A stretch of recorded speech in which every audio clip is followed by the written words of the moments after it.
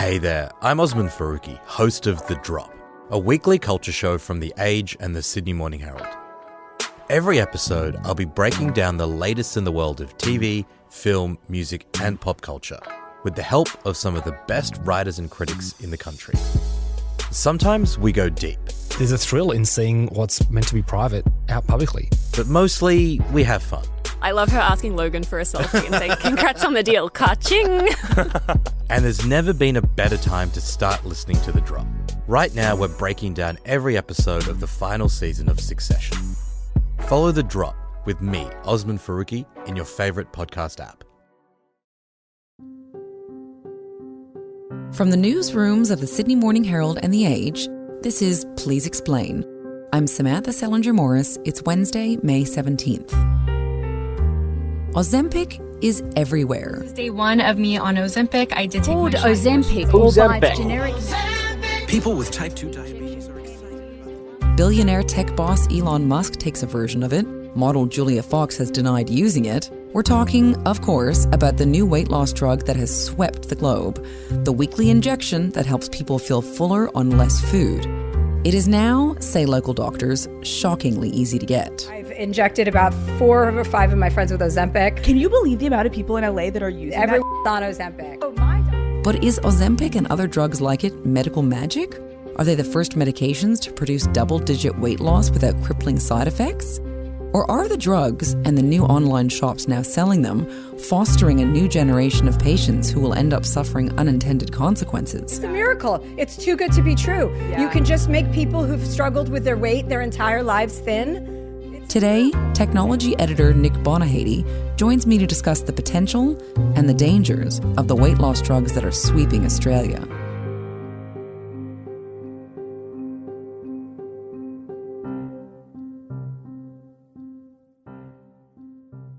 Nick, weight loss drugs have been around for a long time. So can you tell me about Ozempic and the other drugs that are similar to it? I mean, why is there so much fanfare around them?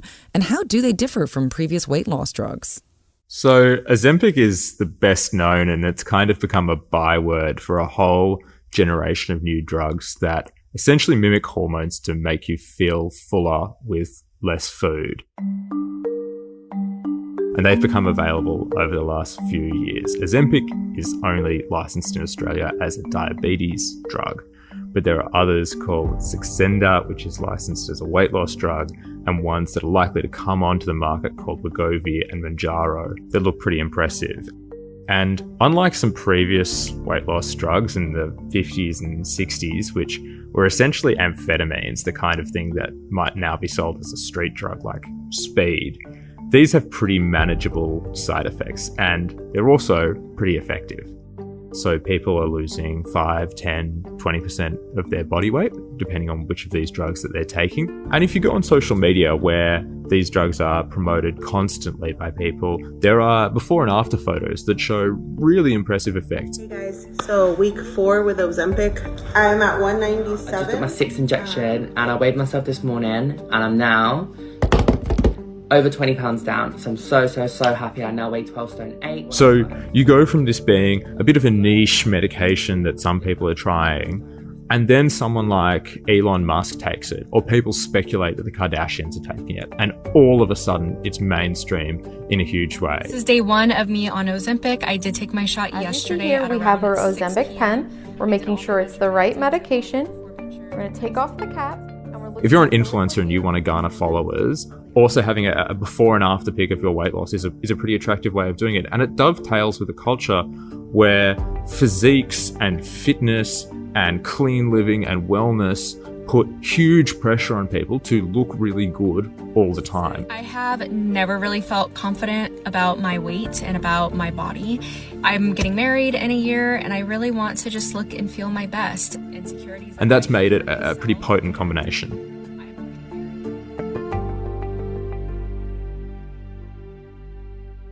And so these drugs are very much now on the scene in Australia. So can you tell me about that and some of the companies that are now selling these weight loss drugs? Yeah, so Ozempic is pretty hard to get in Australia. It's in short supply and isn't licensed, but there are people who are chasing it through some specific pharmacies. But Saxenda, this earlier drug, which is relatively similar, is really where mainstream companies are playing. So there's one called Eucalyptus. It has brands that are Juniper is its largest, which is a weight loss brand for women, and then Pilot, which is a men's health brand that does weight loss. And then there's another company called Hub Health, which is a startup from another company called Midnight Health. And so there's a whole smorgasbord of names there. But the key thing is that these are companies that see weight loss as the key to their financial futures. They're startups that want to get big in this market. And so are they seeing it as something like a cash cow? Yeah, it's a really good one for an online telehealth company to get into, right? Because if you're taking weight loss medication, you're a really reliable customer. You take it this month, you take it next month, you take it the month after that. And it's not cheap. It's $395 or thereabouts per month for this medication. Wow. And so, and my understanding is these online startups that are now selling it, they're attracting some major names. I think Woolies is backing one, and the health insurance company NIB is backing another. Is that right? Yeah, that's right. So they've got very well-funded backers. Eucalyptus has raised about $150 million Australian. It's worth about $500 million. It does do things other than weight loss. But that's the area that they've been saying to investors, hey, we're doing really well in this space. Come on board.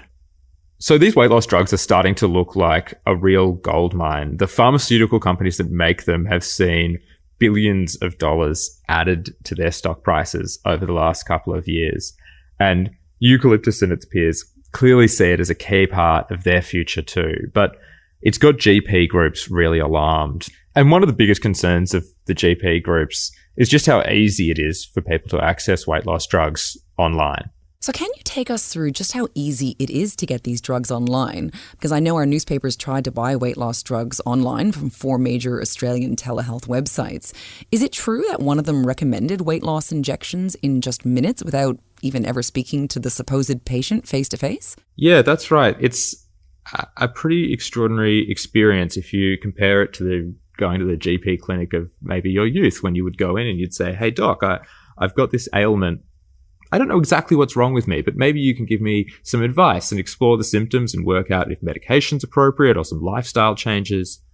Now patients are seeing ads that say, we have incredibly effective medication and it will fix your weight loss. And you click through from that ad and you get to the site of a company. Let's say it's Juniper. You fill out a quick quiz. It doesn't take you long. And then that's assessed by a doctor. The doctor, in the experience of these mastheads, rapidly recommends that Saxenda is the drug for you, and a prescription is issued.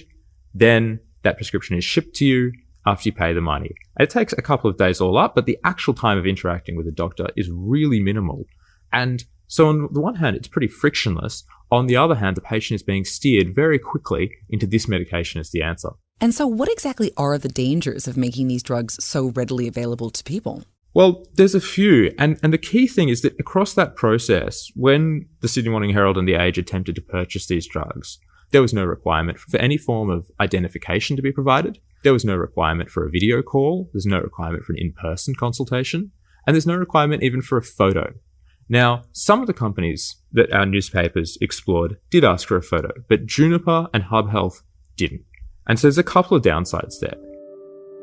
The first and most obvious is that these are serious medications and they're prescription only for a reason. They've got side effects like at the low end, nausea, constipation. Side effects, like legitimately horrific side effects to these awful skinny shots. I was on it for 3 weeks. I felt absolutely terrible. I was dizzy all the time. I was exhausted all the time. Still no relief from the diarrhea, still no relief from the stomach pain, and still no weight loss. Zero. At the higher end, Saxenda can be associated with depression or allergic reactions, which aren't things to be trifled with.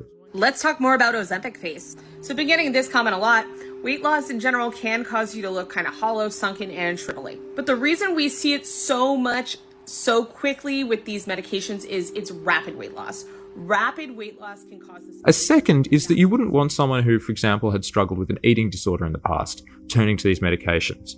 And a third is that society has tried really hard to move away from prioritizing skinniness as a kind of moral virtue. and embrace a wider range of body norms and ideals, curvier bodies, bigger bodies.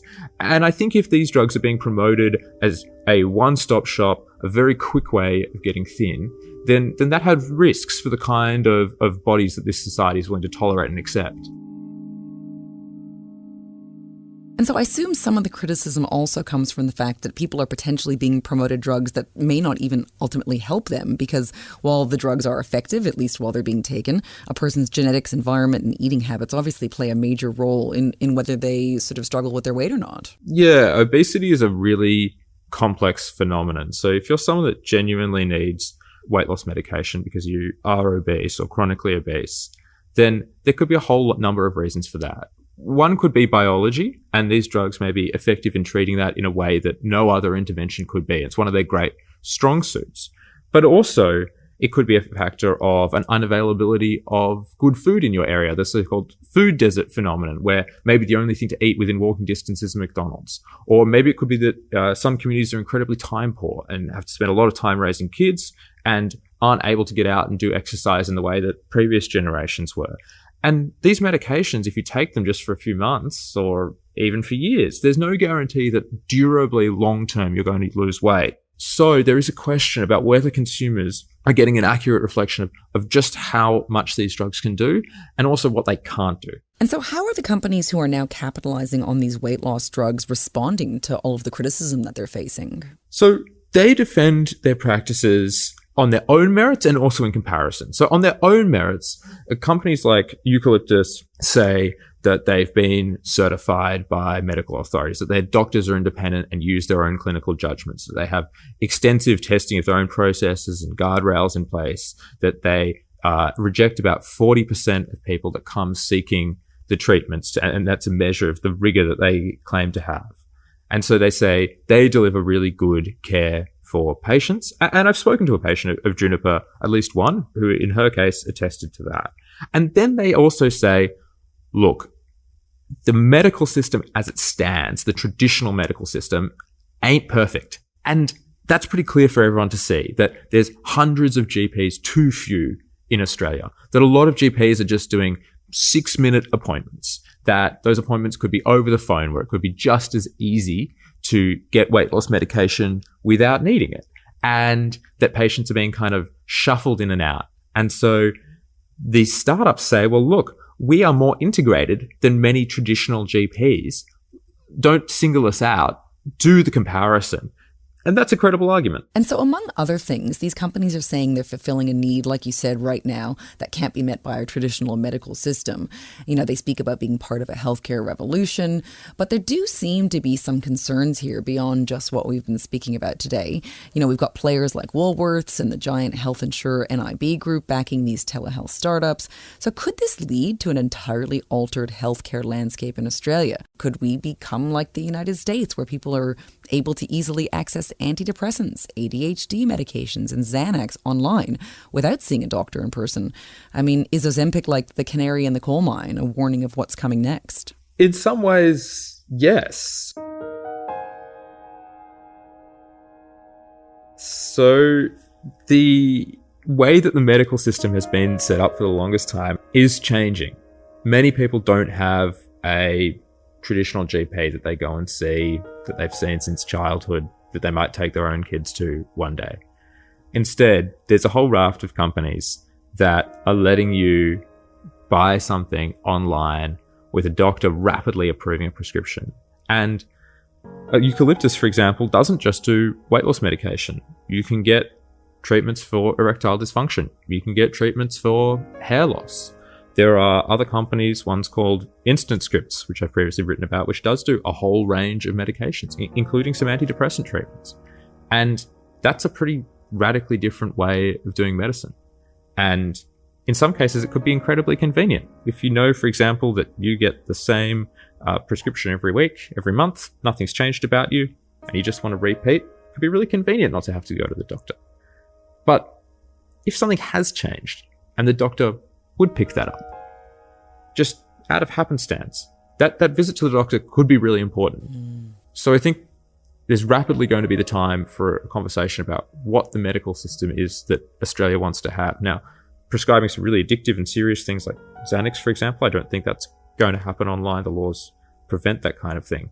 But there are plenty of medications that look benign, but in later years or with more study, or if taken in the wrong way, can prove to have dangerous side effects. So it really isn't a trivial conversation. If things go wrong here, they can go seriously wrong. Nick, thanks so much for joining us. It's a pleasure. Thanks for having me on.